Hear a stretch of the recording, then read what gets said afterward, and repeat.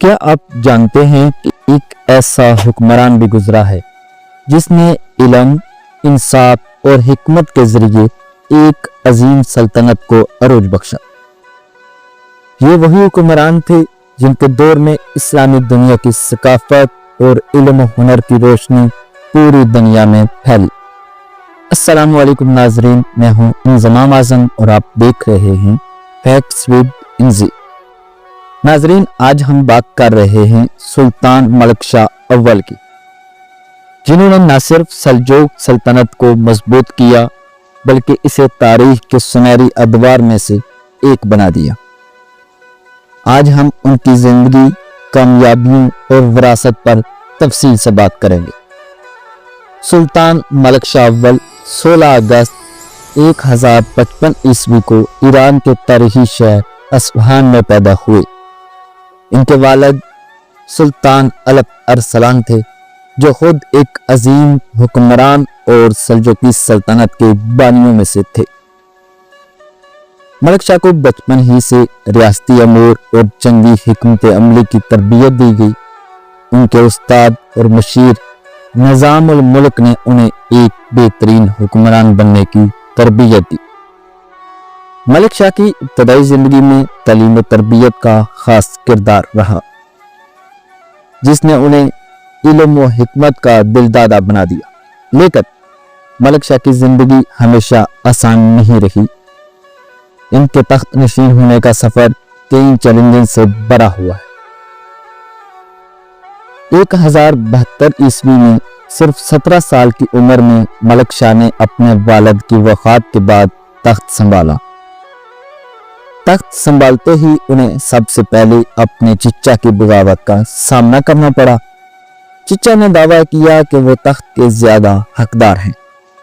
ملک شاہ نے اپنی حکمت عملی اور فوجی مہارت کے ذریعے اپنے چچا کو شکست دی۔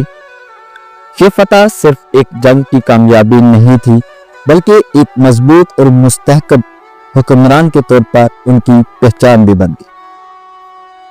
ملک شاہ کے دور میں سلجوق سلطنت اپنی تاریخ کے عروج پر پہنچ گئی۔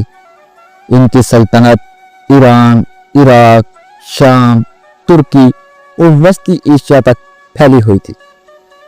انہوں نے بغاوتوں کو کچلا اور کئی علاقوں کو فتح کیا، جن میں اناطولیہ اور قفقاز شامل تھے۔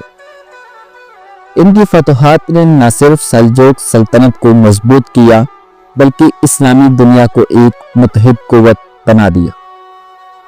ملک شاہ کا دور انتظامی اصلاحات کے لیے بھی مشہور ہے۔ نظام الملک نے، جو ان کے وزیر تھی، ریاستی امور کو بہتر بنانے کے لیے کئی اصلاحات متعارف کروائیں۔ سیاست نامہ جیسی کتاب وہ اصول شامل ہیں جو اس وقت نافذ کیے گئے تھے۔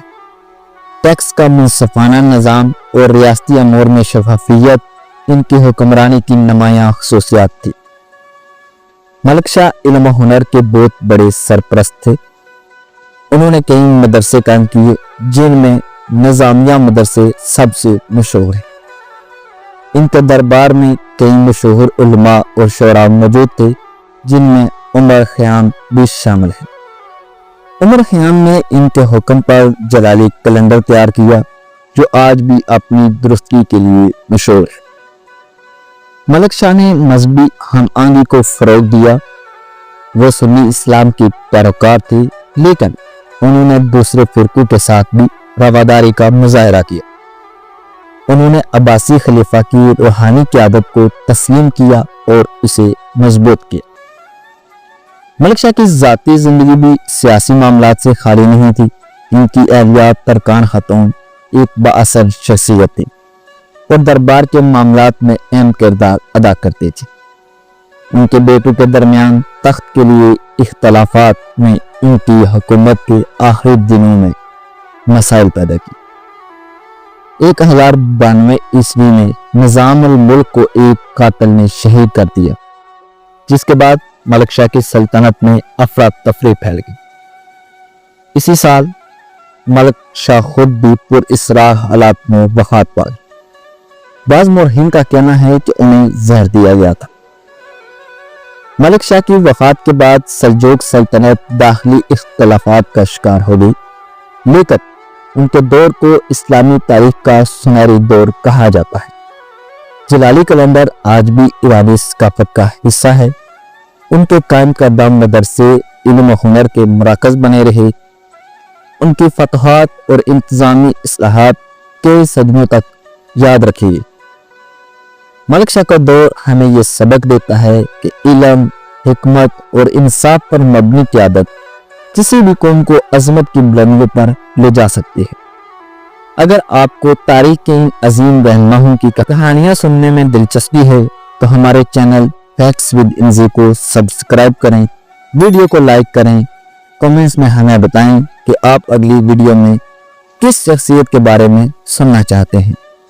हम आपके साथ इस्लामी तारीख के मजीद सुनहरी और दिलचस्प वाक़यात शेयर करें। तब तक के लिए अपनी तारीख को याद रखें और अपनी जिंदगी में इल्म और इंसाफ को फरोग दें। अपने मेज़बान इंज़माम आज़म को इजाज़त दीजिए। अल्लाह ने के बाद।